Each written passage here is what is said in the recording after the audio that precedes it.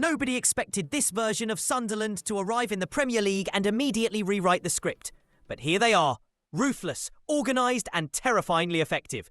What looks at first glance like a simple promotion story is actually a tightly constructed project. A coach with a defined plan, recruitment that mirrors that plan, and a squad built to execute one identity with ruthless clarity. Sunderland do not try to outclass teams. They outstructure them. Stay compact and then strike with pace and precision. That underlying thesis explains everything about their season so far. The architecture begins with a disciplined defensive framework. Under Ready Libre, the team defends in numbers, frequently shaping itself so opponents are invited to keep the ball in harmless corridors, while passing lanes into the box are systematically closed. Whether the team sets up in a classic 4-4-2 that narrows into a 4-4-1-1 when pressing, or shifts to a 5 at the back block against dominant opponents, the objective is identical. Deny penetration and force the opponent into repetitive, sterile possession. The result is a unit that is exceptionally hard to break down. Teams can circulate the ball, but struggle to find the decisive pass. That defensive shape is not an exercise in negative football. It is the launchpad for everything else. The instant Sunderland win possession, their transitions are lightning fast. Vertical passes, long diagonals into space, and direct deliveries behind lines are recurring features of how they convert defence into attack. The philosophy is simple.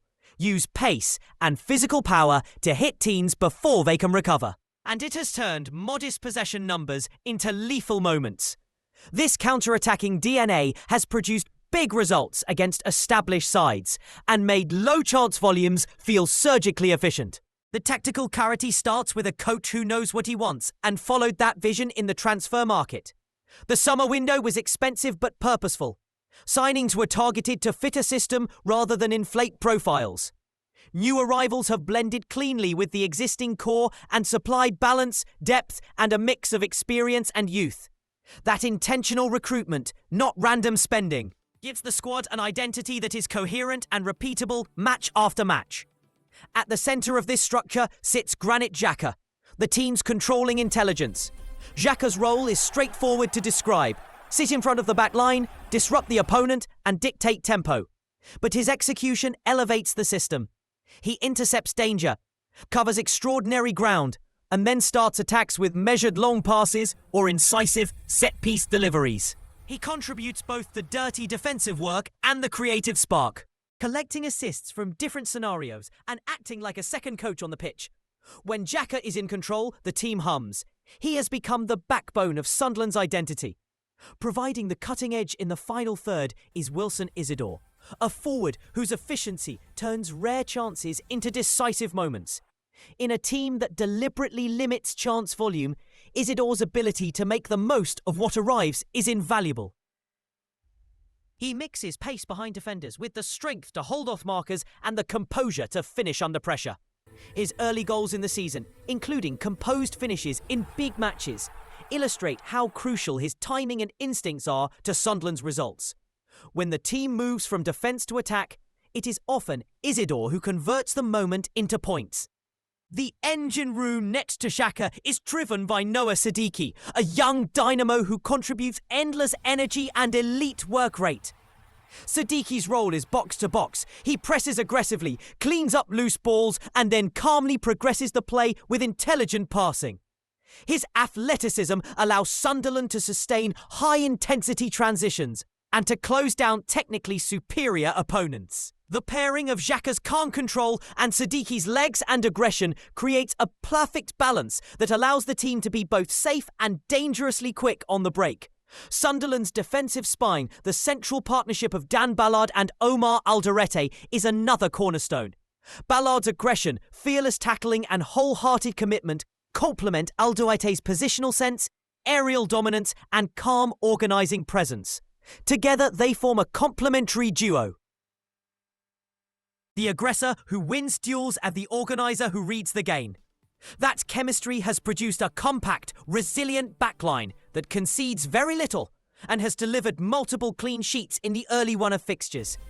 Adding European-level experience to the backline has also proved decisive. Mukiele's arrival brought a player comfortable across several positions. Right back, centre back, or part of a back three. And his composure under pressure has steadied the defence in Premier League tests. His flexibility to tuck inside late and shore up the team gives tactical options and a calming presence that can be rare for newly promoted sides. That seniority has helped younger teammates adapt faster to the physical and mental demands of top-flight football. On the flanks, Sunderland's wide attackers provide the spark. Adingra's directness, pace and willingness to take on defenders creates problems even when the team is not dominating possession. His runs win fouls, stretch backlines and open channels for counterattacks. Telby, the younger breakout star, has a reputation for late influence, a substitute who can change games with intelligent movement and fearless finishing. They're contrasting profiles. Adingra's edge from the start and Talby's late-game unpredictability force opponents to account for different types of threats and give the team multiple avenues to unlock matches. Beyond the headline names, depth and homegrown pathways matter. A goalkeeper stepping up between the sticks, an energetic option like Mender off the bench, and academy prospects pushing for minutes create squad resilience. That balance between experienced signings and local talent has preserved connection with the supporters and provided tactical flexibility across long campaigns. Sunderland's season reads as more than a feel-good story. It is a demonstration of identity-first building. They moved from lower league chaos to Premier League competitiveness by designing a style that suits their personnel and recruiting players who fit the system. The team manages the tension between control and chaos.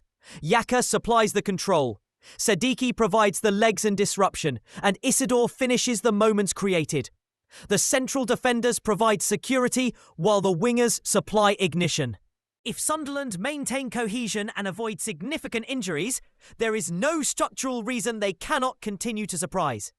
Their nucleus of experienced heads married to hungry youth gives them both stability and unpredictability. What differentiates this Sunderland from many newly promoted sides is an honest appraisal of strengths and a refusal to pretend to be anything else. Compact, ruthless on the transition, and relentless in work rate. That deliberate design, coach, recruitment and execution aligned, is why this team feels far from normal. In short, Sunderland's run is the product of smart planning and disciplined execution. It is a season built on identity. Defend well, attack fast, and let the roles do the talking. That combination has created a side that not only survives in the top flight, but actively complicates things for established teams, turning what could have been a survival scrap into a remarkable campaign.